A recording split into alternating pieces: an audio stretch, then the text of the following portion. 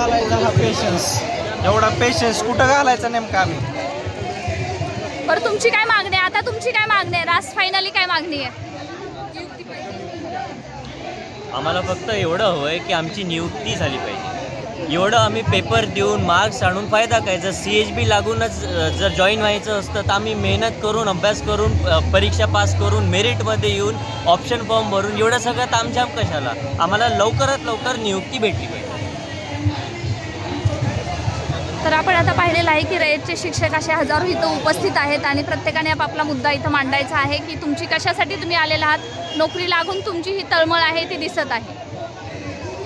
आमची जी नियुक्ती आहे म्हणजे आमचं निवड होऊन जवळपास 4 महिने झाले आणि जेव्हा आम्हाला अजूनही नियुक्ती मिळाली नाही आहे, पण जेव्हा जेव्हा आम्ही याची विचारपूस करायला जातो तेव्हा आम्हाला फक्त आमची दिशाभूल केली जाते आणि त्याला कारण एकच देतात की कोर्ट केस आहे आणि आम्ही काहीही करू शकत नाही.